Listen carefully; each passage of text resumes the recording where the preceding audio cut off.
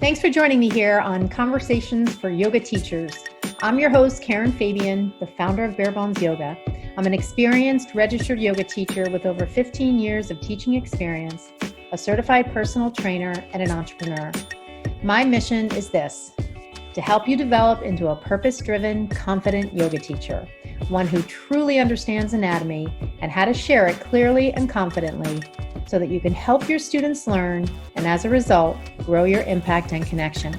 I strongly support and value the uniqueness of all individuals and provide a safe community where diversity is embraced. Through my mentorship and signature program called the Blueprint Learning Program, I help yoga teachers build their skills in the area of learning anatomy, and along with that, help them learn important business skills and personal development ways of being that will transform them into purpose-driven teachers who make a big impact. On the podcast here, you'll get a blend of both anatomy learning, stories from teachers, interviews with others in the field, and a dose of personal development. For more information and to get on the wait list for any of my programs, see my website, barebonesyoga.com. Hi, everybody. Welcome to Conversations for Yoga Teachers. I am your host, Karen Fabian, the founder of Bare Bones Yoga, and this is episode 116. So here we are on the Monday after the Super Bowl, Monday, February 8th, 2021. And if you're like me, you watched the Super Bowl yesterday, and it was very exciting. I think the point differential was way more than I think people expected. And there's so many things we could talk about in regards to the preparation and just the whole environment within which football was happening this year. There's just one particular aspect, though, that I do want to bring up because I think it has a lot of relevance to yoga teachers and their mindset. And you might be thinking, what the heck is she talking about? So let me just kind of share a little bit about what this topic is about and what inspired me to share it with you today. So for those of you who have been listening to my podcast for a while, you know that I've been doing a deep dive into neuroscience. And this is, really been through my own self-study efforts, not through any formalized training. But I will say my self-study efforts have been fairly extensive in terms of the number of hours per week I've devoted to learning about neuroscience and the really well-informed sources that I'm going to. So having said that, I've learned a lot about the importance of mindset. And even though mindset is kind of an overused term, you can kind of think of it as the power of the mind when it comes to our language, what we say to ourselves when it comes to setting goals, what kinds of steps we actually take to help our goals become reality, because it's not just all like when you read The Secret and you think it's just all about the vision and manifesting. It's not. That is one part, but it has to be paired with an actual rubber meeting the road plan of action and then executing on that action. And you can take that complete template and overlay it on what happened yesterday, because in all of the pregame and certainly today, just about every post-game article written about the Super Bowl and the achievement that Tom Brady and the Buccaneers did, there was every single element of that. There was the defensive coordinator or defensive coach and his, well-executed, well-crafted and executed plan that basically completely blocked why am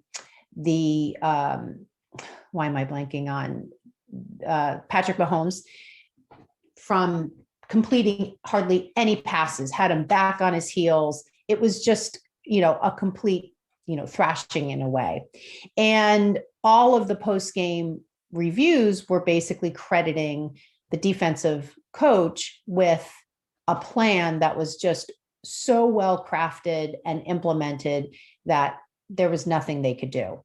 And so Kansas City. And so that was the plan. But in addition, and of course, I'm sure there was planning at the level of the head coach and all of that. But I think the real key became defense. And I think Kansas City showed, all the statistics showed that they just could not, and you look at the final score, they just could not score enough against the defense. And in addition to that, though, there was the mindset piece. And the mindset piece really was created by Tom Brady. And so he really set the vision. And one of the really interesting articles I read this morning, quite early, when I first woke up about the Super Bowl, is that one of his teammates was saying, days before the Super Bowl, he was reaching out to his teammates and basically sending them text messages saying, we can do this. We are going to do this. Now, keep in mind, Tampa Bay was not favored to win the game. And so here was the quarterback that was sending text messages to his teammates, telling them that they could win this game. And that was kind of flying in the face of popular opinion, Vegas odds, and all these other sports casters who were saying they weren't going to win. And now, of course, fast forward to today, they do win. And so all of those teammates are now coming out with these stories about how Tom was, really working to create the vision for the team and working to get more people to be on board with his mindset. And so this is a perfect example of the importance of partnering both what you think, what you say, and what you do. And that it can't just be that we're sitting in a room trying to manifest our dreams into reality.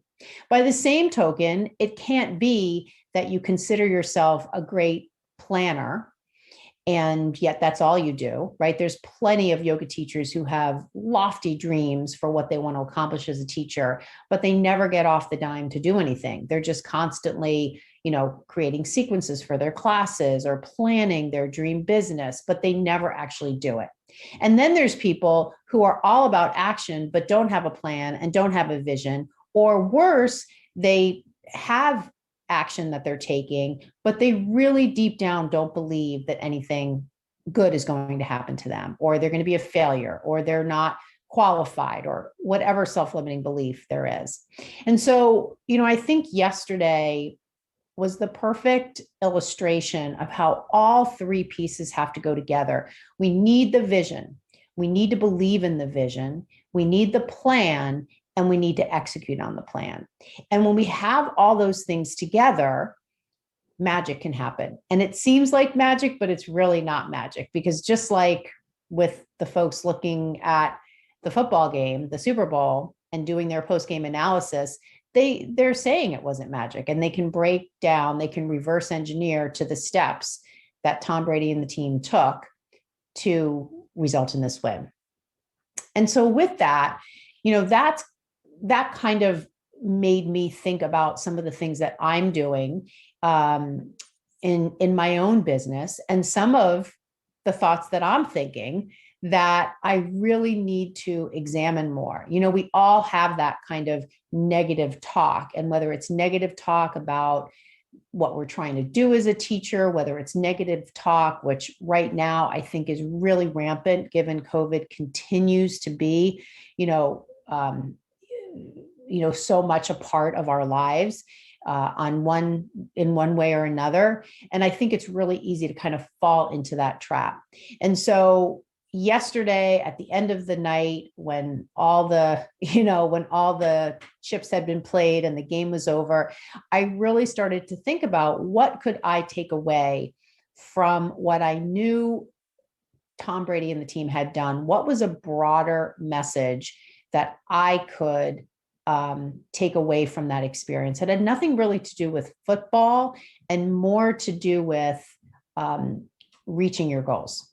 And so I kind of carried that thought process into what I wanted to share with you today, in large part because I know that for a lot of teachers, because I talk to them during the week, teachers will email me and they'll be interested in achieving something.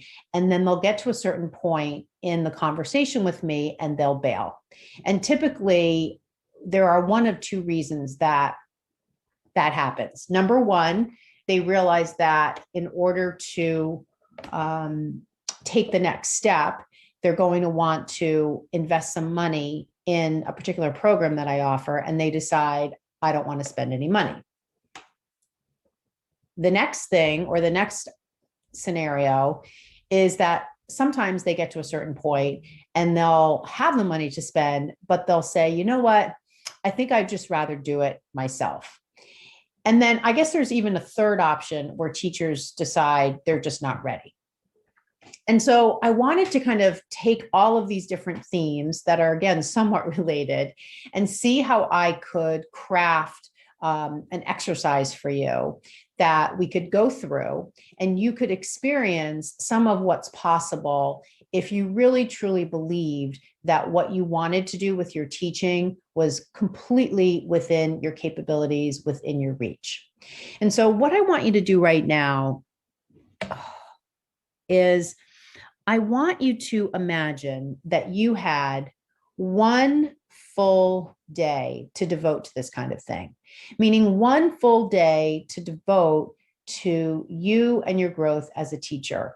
Now, for some of you, you might think, oh my gosh, I don't even know that I have an hour to devote. I'm taking care of a sick family member. I'm, not well myself, or I'm taking care of kids, or, whatever your personal situation is. So rather than getting stuck in the reasons why you can't, I want you to imagine that you could, right? So here we are, we're kind of, relieving you of those responsibilities for right now. And you're imagining like, wow, what could be possible if I had one day to devote to my growth as a teacher?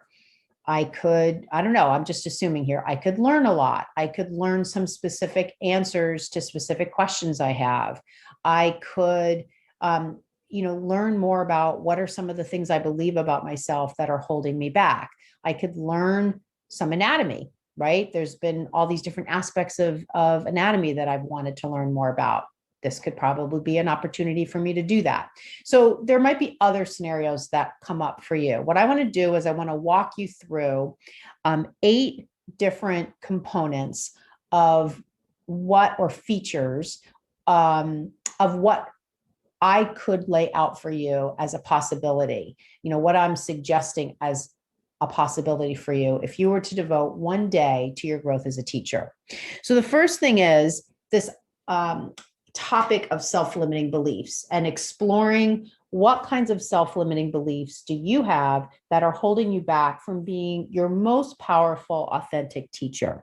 And one thing I'm going to throw out as I don't want to certainly be suggesting self-limiting beliefs. However, one thing that I do hear a lot from teachers, and this might be something that resonates with you, is the self-limiting belief that is the following: I'm not an expert. I'm too new of a teacher, so I don't feel qualified to teach. I'm not ready. Now, there's a bunch of different self-limiting beliefs, even in what I just said.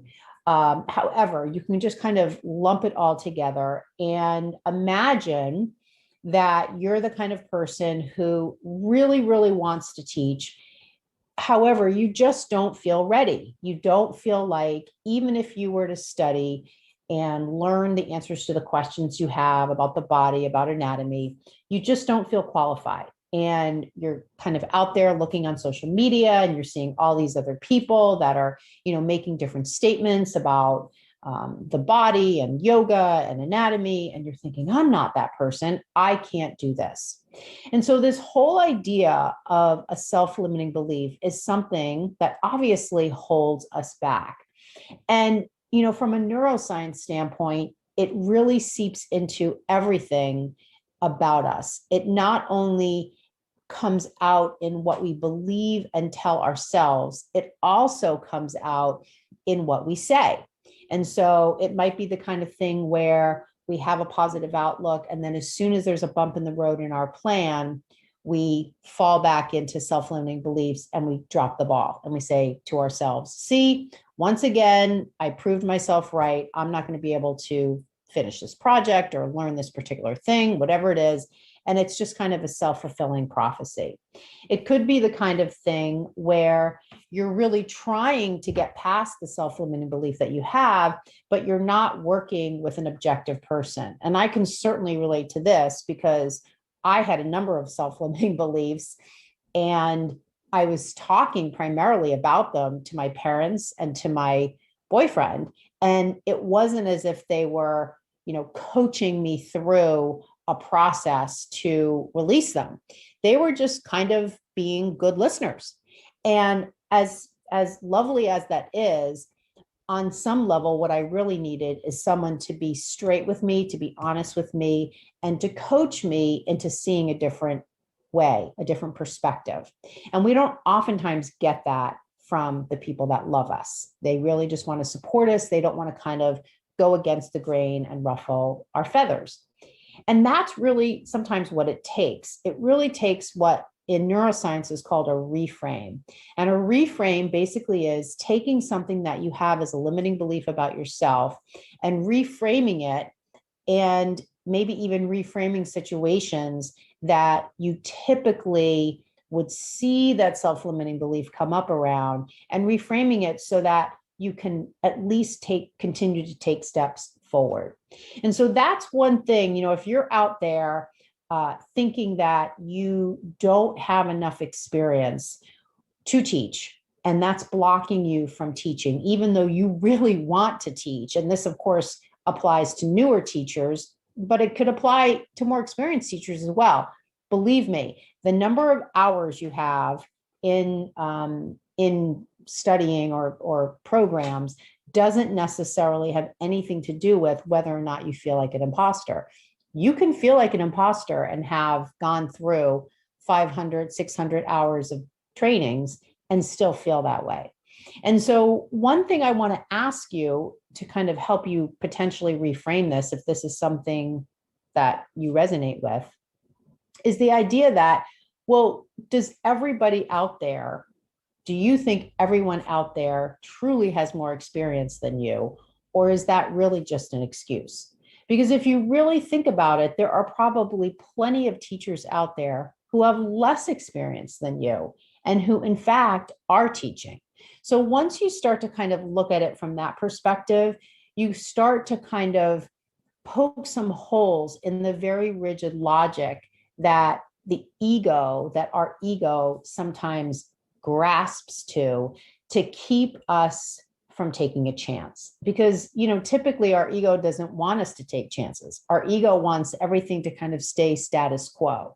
So if you start questioning that self-limiting belief that you have and start, scrolling through social media and you feel yourself getting triggered, oh, this person has so much, experience, I'll never be able to do what that person's doing. Ask yourself, how do I know that that person has that much experience? Does that mean that's the only way that this kind of thing can be done? You just start to ask questions. It's almost like you're trying to loosen, like kind of loosen something that's stuck. You're trying to loosen your rigid attachment to looking at the world in a certain way. And this kind of thing applies to so much. And a good way to kind of be in tune to things that you have a rigid belief on is to listen to yourself as you speak. And if you hear yourself saying things like, I'll never be able to do this, or I'll never be able to do that, or that kind of person always does that, or see, there you go, the reason that person can do X is because of Y. All these things that we tell ourselves are really sometimes a way that we reinforce these negative things we feel about ourselves, which really aren't true. So I'm going to stop this is number one on my list. I'm going to stop at this point on this particular topic. I want you to just kind of encapsulate this in this one category of self-limiting beliefs, this brief conversation we had here. So now if I move on to the next topic, right? So think about all of these conversation points, almost like mini conversations in one broad conversation having to do with, if you were to devote a full day to your learning and growth, one area you might focus on is an exploration of your self-limiting beliefs. Another thing you might focus on and again, this is all in the context of yoga teaching, is something way more tactical, right? So self-limiting beliefs and the study of those and the exploration of that as a topic for each person is very much in the category of personal growth. So now we're going to take kind of a jump into a very tactical area for yoga teachers around cueing and developing a framework for cues. Now, a framework for cues is basically going to give you a way to format what you say when you teach. And this is one of the things that teachers often tell me. They've got a lot of information in their head. It's not organized in any particular way. And when they stand up to teach, they're not quite sure how to form the cues. They want them to flow easily and freely from them. However, they feel this kind of pressure of, I know all this stuff, or I have all this information in my head from my training, for instance, but I'm not quite sure how to organize it. So I end up stumbling on my words, or I end up sharing too much, or I feel like I'm losing people in the class. So a framework is a way to organize what you know so that you can share it in an understandable way with your students. And so one framework I'll share with you right here, and this is one I've talked about before, is to give people 3 action cues and then an anatomy-based cue.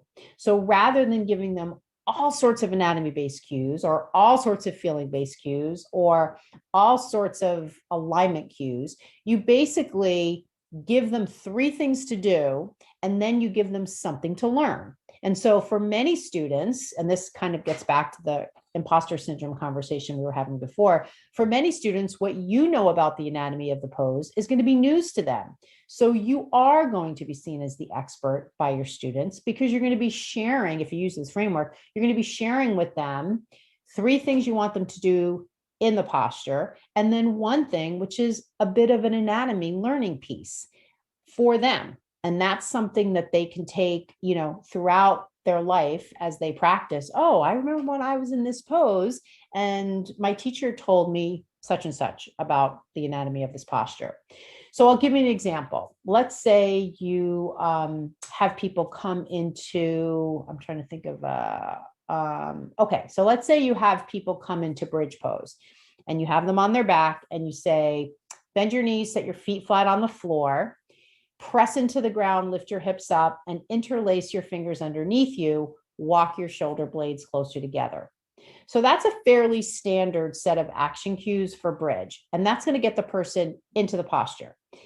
Now for the anatomy-based cue is the 4th thing. So we did action, action, action. Now we're going to do an anatomy-based cue. The anatomy-based cue you could share is squeeze around your sitting bones to contract your gluteus maximus. This is the part of the glute complex responsible for hip extension, which you're doing here in bridge. So that's the anatomy cue. It's a learning for the student because you're sharing with them what the anatomical action is in bridge in terms of the hip position and what the prime mover is, namely the glute max, versus what they probably hear in 95% of, maybe even 100% of their classes, which is use your glutes. Well, use your glutes doesn't really make any distinction between glute max, glute med, or glute min. So in that case, the student is just kind of walking around thinking they have glutes rather than walking around understanding they've got 1 set of glutes that are responsible for hip extension and 2 sets of glutes on the lateral aspect of the hip that are responsible for something different, which I won't get into here. So that's a framework and an example of a framework that you could share with your students. And I want you to know that there are lots of other frameworks I have that give teachers a lot of flexibility and choice around how they want to share information with their students. And you can pick different frameworks depending on the class you're having, depending on the vibe of the class, depending on what you think would be most helpful. The thing I want you to remember, though, is a framework is a way to filter and organize what you know so that you can share what you know in understandable ways with your students. A framework, in a way, is a wonderful tool for both you and your student.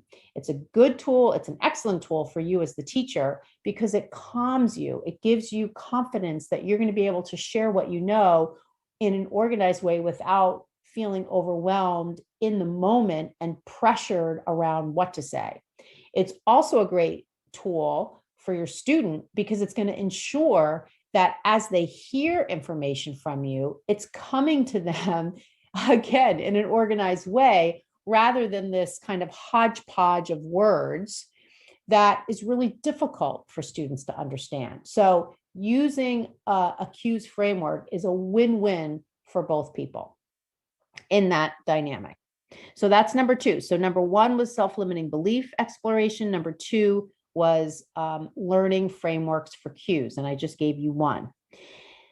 The third component in this whole concept of if you could spend a whole day devoted to growth as a teacher, what kinds of topics would you cover? A third topic you would cover potentially are getting better at answering student questions. So this is always a point of contention for teachers. And, they're often asking me when students come up to me and ask me questions, I'm not sure what to say. All of a sudden I feel on the spot. What if I don't know what to say? What if I don't know the answer to their question? Oh my God.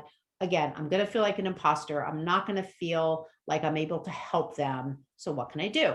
So one of the things I want you to remember is that when you speak to a student because they have a question, I want you to keep in mind one of the main things, if not the main thing that you want to understand better. And it's not their diagnoses. It's not their treatment plan with their physician. It's not, any kind of nitty-gritty details about their injury. There's one main thing that you are concerned about, or I would suggest you should be concerned about. And that is, what is the impact of their injury, illness, chronic condition, whatever it is? What is the impact on their functional movement? I'll say that again. The main thing that you want to know is what is the impact of their injury, their chronic condition, their illness on their functional movement. And the reason that's your primary focus as a yoga teacher, the reason that is because as yoga teachers, our primary role is as movement professionals. We are in the business of helping people learn how to move and to guide them through movement-based practices. So you could look at it as, we're helping people with functional movement, but it's not really just functional movement. It's also restorative movement, which is functional in a way, but we don't often think about restorative movement as functional as much as we think about certain types of movement, anatomical movements, as more functional in nature because they reflect movements we do throughout the day in our activities of daily living versus restorative movements, which are not as much things we do during the day, however, are definitely good things to do to balance out our body's musculoskeletal system, endocrine system, nervous system. So I want you to think about the next time you get a question from a student about something they're experiencing, your first question back to them is, okay, I hear what you're saying about the ankle injury you just had or knee injury you have, fill in the blank. Can you tell me what is the impact of that on your functional movement? And then listen. And then you're going to ask more questions because ultimately what you're learning from the student in terms of the impact of the injury on their functional movement is going to guide you in what you offer them from the perspective of a yoga sequence. And so understand that getting the answer to that question is your key to being able to create a customized experience for them in terms of, whatever you say to answer their question, whatever you come up with.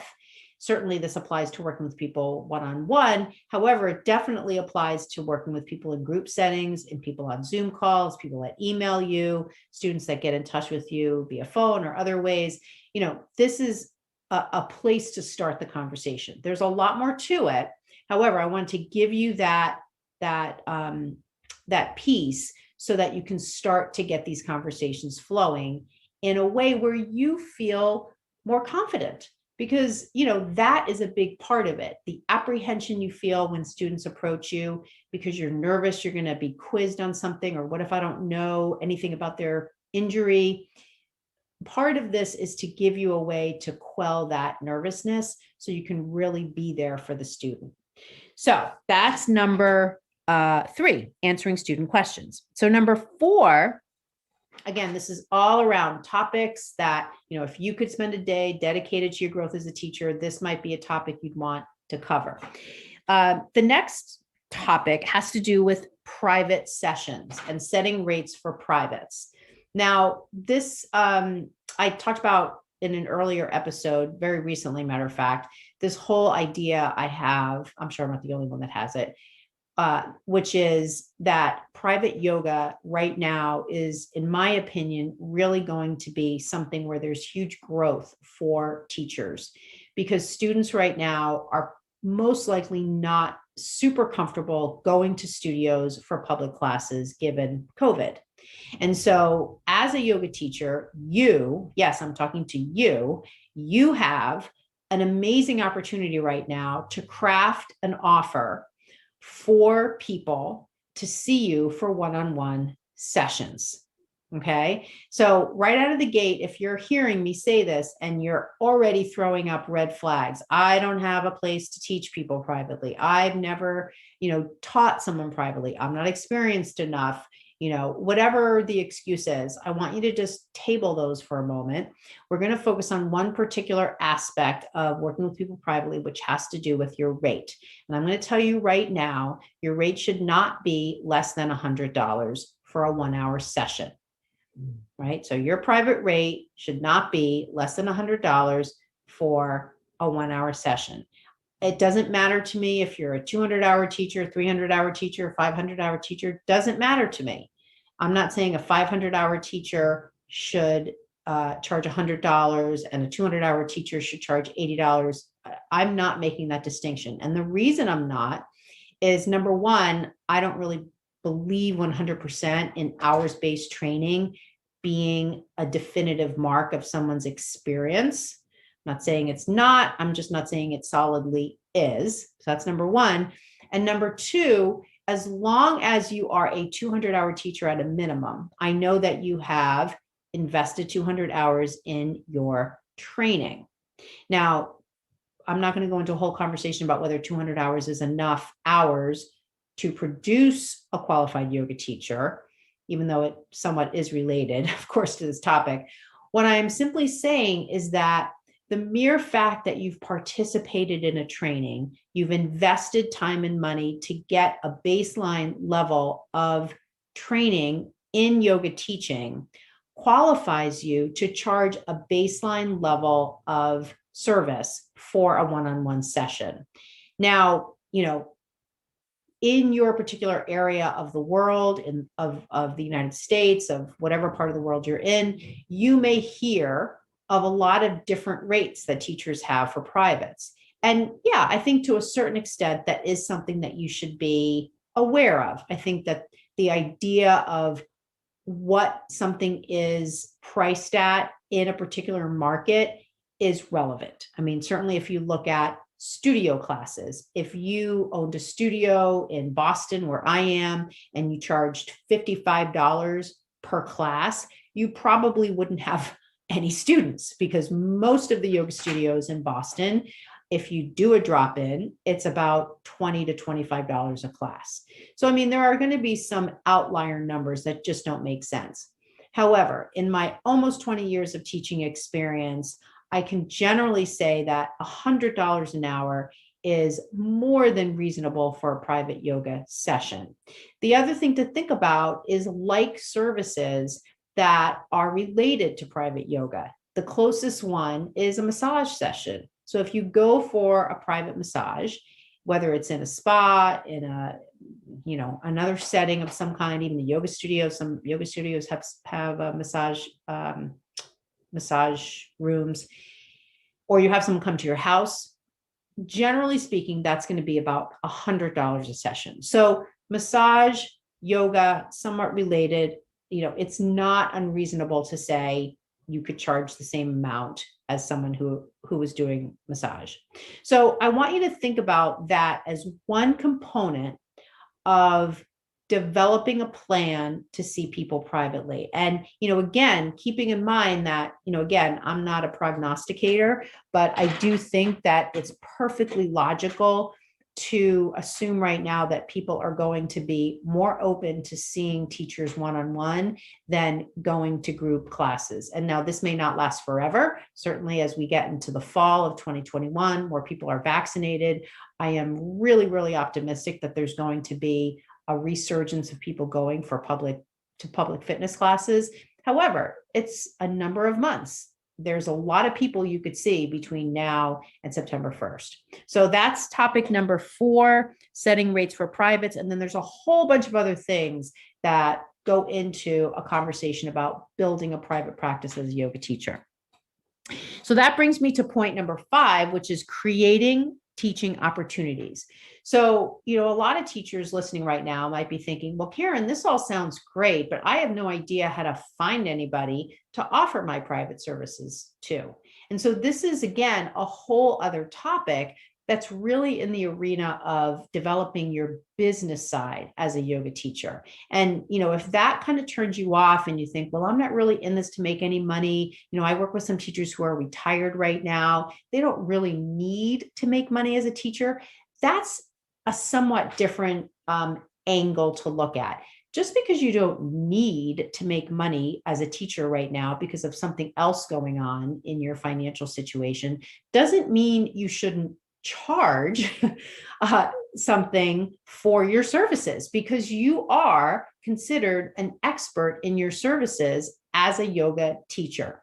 And so this idea of creating opportunities is just kind of related to this overall idea of, like I was talking about earlier, you have this vision, you want to create this private yoga practice, and now you're looking at, how am I going to get the word out? So I'll just share a little bit about my situation, because I've recently moved 3 weeks ago to a scenario where I have a room where I could see people for one-on-one sessions. I've never in 50 some odd years of living lived in a place where I've been able to do this. And so this is a first time for me. Now, I somewhat modify that. I have lived in a condo in another part of Boston from where I'm living now, where I actually did see people. So I actually kind of want to refine that. And I did have space, but it wasn't a separate room. I lived in a really, I don't want to say really big. I lived in a moderately big kind of studio-ish apartment. And so I did have space to see people one-on-one, but it was in the living room. So it really wasn't a separate room. And, so this is really the first time I have a separate room just for yoga. And that's kind of how it's morphing into its identity as a yoga room, an exercise room. I feel very fortunate to have that. And so within the past 3 weeks, I've been doing some exploration about how can I get the word out about what I can offer people, one-on-one sessions. And so right out of the gate, I knew I could use my social media. So I started to post on my personal Facebook, my business Facebook, and my business Instagram pages. So that's super easy for anybody to do. The next thing I did was I put the word out to friends and family locally. The next thing I did was I talked to the moms that I see their children in my preschool learning pod program. And one of those moms used to be an occupational therapist, and she referred me to her practice that is right across the street from where I now live. So I talked last week to one of the physical therapists at this practice, which is affiliated with a hospital here in Boston. And I shared with them my services that I can offer. They see orthopedic patients, and they often have patients who want to do yoga. And so that is a relationship now that I have. Hopefully there will be some referrals coming out of that. I have one private student now within the past 3 weeks who just spontaneously reached out to me. I'm super grateful for that. And from that person has made a referral to someone they know who contacted me and is inquiring about starting up some sessions with me. So, that's just a general overview of, in basically 2 weeks, how I've started to generate some action and activity and interest and communication about what I can offer. And so, keep in mind, this is something that you can do as well. You can do, a very similar approach to what I did. You can do something that's much more customized to where you live, to who you know, to a mailing list that you have. There's a lot of other techniques that you can employ to get the word out about what you can offer in the effort to build a private practice. Now, keep in mind, there are other teaching opportunities besides seeing people one-on-one. Maybe you want to teach in a studio. Maybe you want to teach in a gym. Maybe you want to teach in a nursing home. Maybe you want to teach in an assisted living facility. There's so many different ways that teachers can reach out. And the really cool thing is, aside from studios, if you go out into the other aspects of the world where you can teach, like working in schools, working in preschools, other settings, you can set the rate, you can set the tone, you have much more freedom than if you teach in a studio where everything is very much defined by the studio. So keep in mind, developing opportunities outside of studios, really the sky's the limit, and the earning potential there, the potential for you to grow as a teacher, the potential for you to expand your impact and reach more people is, in a way, just super broad. So that whole, topic of creating teaching opportunities is all of what I just shared is within that particular category. So let's move on to number 6. So number 6, under this idea of, what could you dive into if you were to topic-wise, if you were to devote a day to your growth as a teacher. Another aspect of this another aspect that of your teaching that I would suggest you would want to go into is the creation of a mission. A mission is, literally a mission statement. Who do you want to serve? So there's different aspects of a mission statement. There's the who, and there's the what, and sometimes there's even the why. For right now, I'm going to ask you to just take a moment and think about, who do you want to serve as a yoga teacher? Who are you trying to help? Who do you want to reach out to? For some people, they're particularly focused on reaching out to a certain niche group because of a personal experience they have.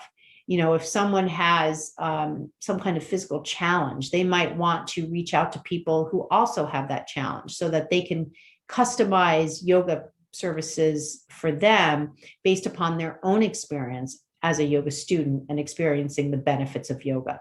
For other people, there's other different, types of niche markets that they want to get into.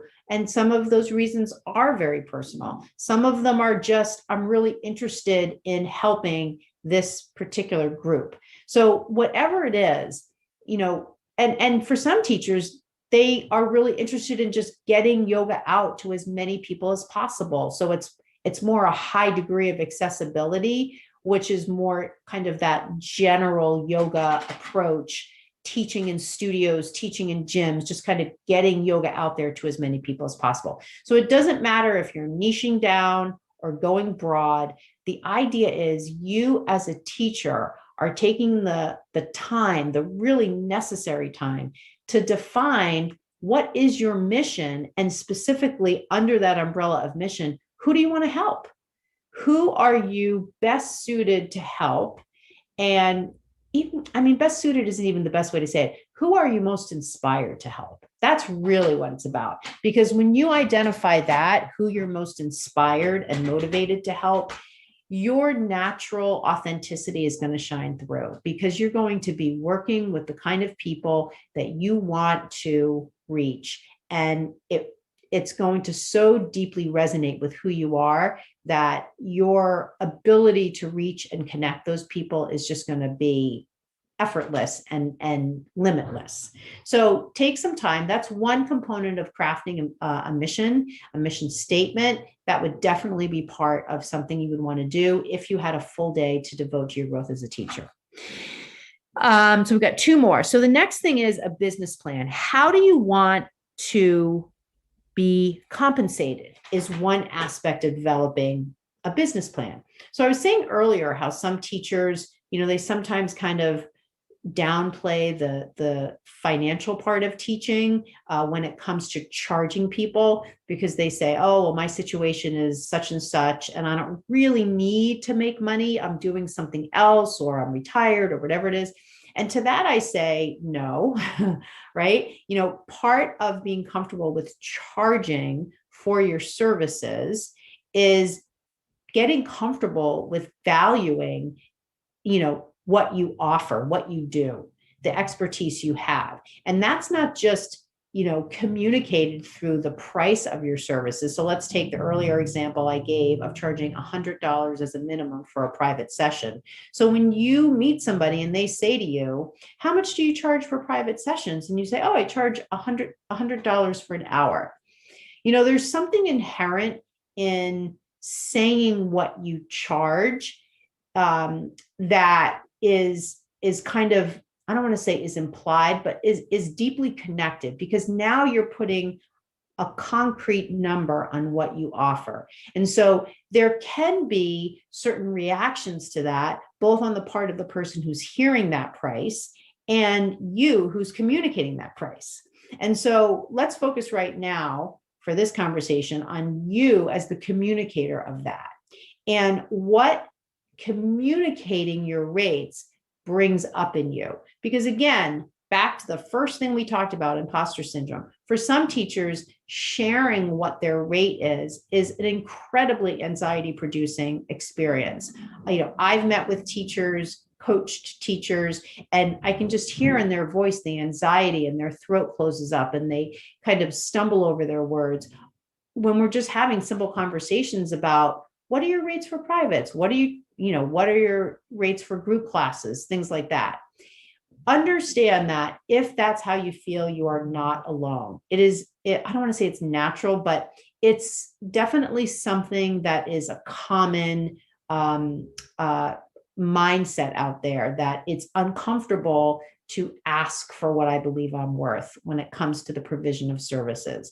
And so, understand that part of this whole topic of developing a business plan includes a portion of that overall topic where you need to start to, or you should start to look at, what are your rates? What do you want to be compensated for? What do you think your time is worth? And that's definitely a time where you can factor in your experience. So if you are a newer teacher, maybe you're going to charge $100 for a private. Once you get, a year or 2 years of experience under your belt as a teacher, maybe you up that rate to $125. That's where you can start to, maybe change things to compensate you at a different rate for more experience gained. So, the idea is you're looking at this idea, this piece of underneath the umbrella of your overall business plan. What do you want to be compensated, and how are you going to charge for that? And how do those rates vary depending on the service? So the last thing is, really something that I should have started with at the top, this idea of vision, right? So in a way, we did start this conversation talking about vision, because I was sharing that whole story about the Super Bowl and, how it's not just vision. In my opinion, it has to be vision along with plan, along with executing on plan, in order for everything to fall together and for you to be able to achieve what you want to achieve. Now, does that mean it's fail safe? No. Does it mean you might, quote unquote, fail? Yeah, you could still, right? There's no guarantees here. However, if you don't get the end result you want because you had the vision, the plan, and the execution on that plan, now you don't have to start from ground zero. Now you can just tweak it a little bit. And that's one of the things that often trips teachers up. They want to get to a particular place in their teaching. They want to learn a particular thing. They want to do whatever it is they want to do. And at the first sign of it not working, they just completely throw in the towel. And so, this is the kind of thing when I was talking earlier about teachers saying, oh, you know what, now that I kind of have looked at this particular program and I see it's $1,000, I think I'll just stick with learning things myself. Well, the problem with when you're learning things yourself is you don't have an objective person to kind of keep you on track. And I don't want to necessarily say hold you accountable, but be a sounding board. And so when you work independently on something, learning something complex like anatomy, and you run into a snag, you're pretty much on your own. And so this is where it gets to be really hard to kind of stay motivated and stay on track. And quite frankly, this is why it takes many yoga teachers years to finally understand just even the basic components of anatomy, because they just keep trying to do it on their own until they finally get to a point where they throw their hands up and they say, okay, uncle, I'm going to spend X amount of dollars. I'm going to invest in myself and just finally learn from someone who has done this before. And so this idea of vision, this last idea here in our conversation today of vision, has to do with you starting to think about, where do I want to be in 6 months? Where do I want to be at the end of 2021? And really taking the time with a sky's the limit mentality and mindset to really craft what your vision is. And then from that, start to craft the next pieces, right? So from our earlier conversation, start to craft the plan and then start to take action on the plan. Because remember, you can't have the vision, you can't have the plan without the vision, and you can execute without a plan, but it's just kind of like a cork in the ocean. There's no real definition to it. And when you execute without a plan, it makes it really hard to adjust if things didn't turn out the way you wanted, because you were kind of just flying by the seat of your pants. So that's a really good reason to have things planned out. So in wrapping this one up, I want you to think about, again, this idea of what could be possible for you if you were to take a whole day to devote to your growth as a teacher. So this whole conversation in this podcast episode has been about what kinds of things you might cover. So you might cover examining self-limiting beliefs, examining and understanding frameworks for cues, understanding and crafting a way to answer student questions with ease and with confidence, understanding and defining what rates you want to set for your services, including private sessions, figuring out a way to create teaching opportunities, a plan to create teaching opportunities so you start to have leads come in that you can develop to grow your teaching business. Crafting what your mission is, deciding who are you, most excited to help with the experience as a teacher that you have. Crafting your business plan. What are the components of the business plan that you want to guide you in your work as a teacher? And then the last thing, which again, really should be the first thing, is what's your vision? If you close your eyes and you think about, where do I want to be in 6 months? Where do I want to be at the end of 2021? What are the kinds of things that come up? So all of these topics are all part of my one-day mentorship intensive. When I sat down and envisioned what I wanted to offer teachers in a one-day experience, if they were willing to devote one day to their growth as a teacher, all of those components are things that I came up with. And they're things that I thought, well, if someone were to offer me mentorship over a one-day experience, what are the kinds of questions that I would have? What are the kinds of topics that I would have?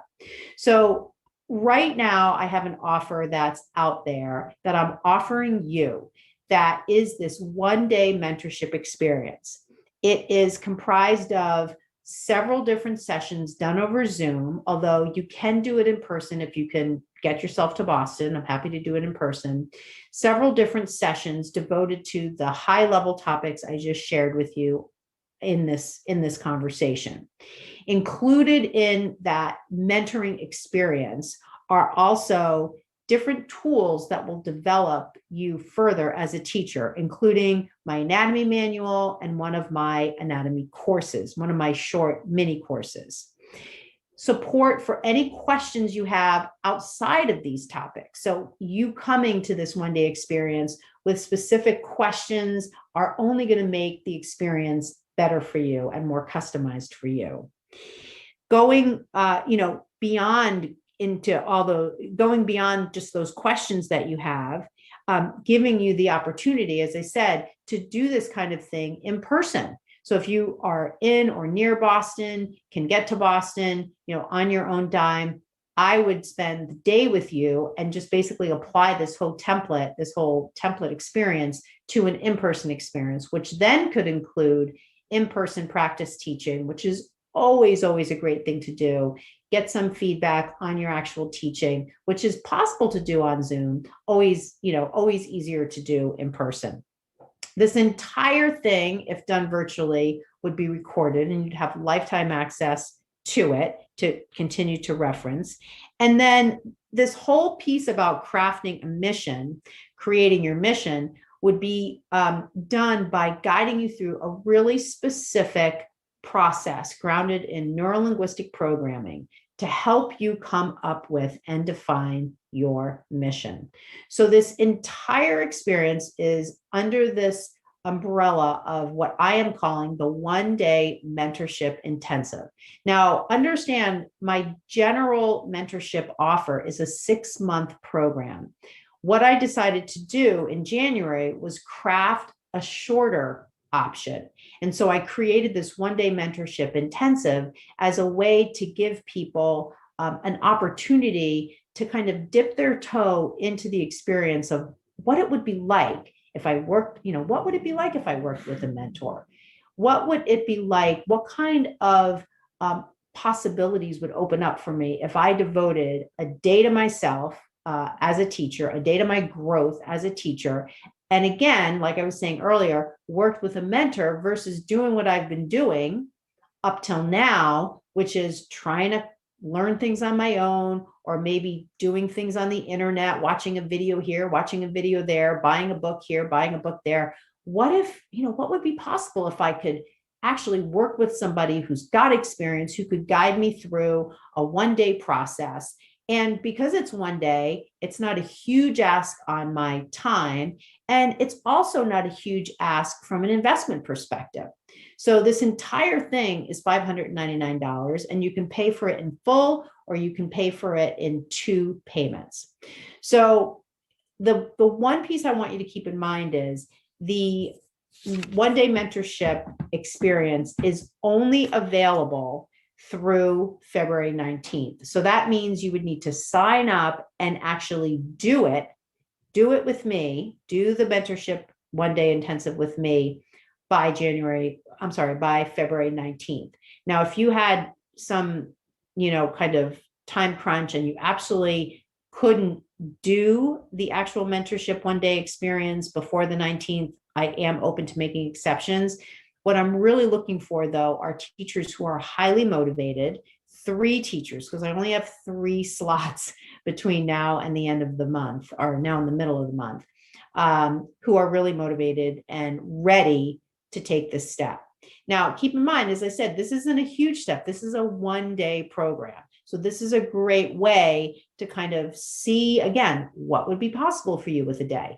And then from there, you could make decisions about other programs that you might want to invest in. Or maybe at that point, you get a good plan going and you do feel like you've had some guidance to give you the structure you need to carry you to 6 months, to carry you through to the end of the year, to be able to achieve some of the things that you see when you write down what are the components of your mission.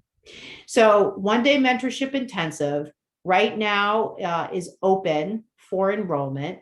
It isn't an application process like my normal 6-month mentorship is. So in order for you to simply just sign up for it, all you need to do is go to the show notes for this particular episode on my website, and you'll see the link for this offer. You can also just DM me on Instagram or send me an email, Karen@barebonesyoga.com, and I'll send you the offer page and you can sign up right away. So keep in mind, you've got until the 19th, and there are only 3 spots. So you're going to want to take a look at this offer if you're even in the slightest bit interested today, because you don't want to miss out on one of those slots. And you owe it to yourself, if you're interested, to at least take a look at the offer. There is no harm in taking a look at it. So again, to get to the link, DM me, email me, or go to my website, barebonesyoga.com, click the podcast link. And when you go to this episode, which will be the first one posted, you will see in the show notes the link to the offer.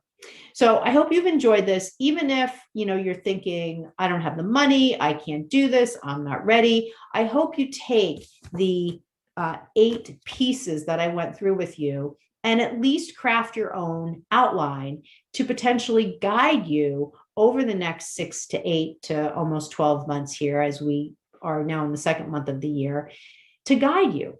Because, that is something that will carry you through the year with a sense of purpose. And when you have a sense of purpose, you not only can decrease your stress, you can get more done. And let's face it, those are 2 things that I think for the most part, we all want. We want to be able to get more done with less stress. And there's nothing more stressful than constantly feeling like you're trying to do everything yourself and feeling like as a teacher, you have no support in order to achieve the goals that you've set for yourself. So I hope you've enjoyed this episode. If you are still listening, hello. I am so glad you are still listening, and I'm so grateful for your continued attention. We'll wrap it up now. I would love to hear from you. If you have any feedback, certainly feel free to send me an email or post on my social media pages and let me know what you think. Thank you so much for listening, and I'll see you on the next episode here on Conversations for Yoga Teachers. Namaste. Thank you so much for listening to Conversations for Yoga Teachers. I am your host, Karen Fabian, and I just want to remind you, if you would like to get on the wait list for my 2 premier programs, the Blueprint Learning Program and my Mentorship Program, all you need to do is visit my website, barebonesyoga.com, and the links to get on the wait list for both of these programs are right on the homepage. Thanks for listening, and see you on the next episode.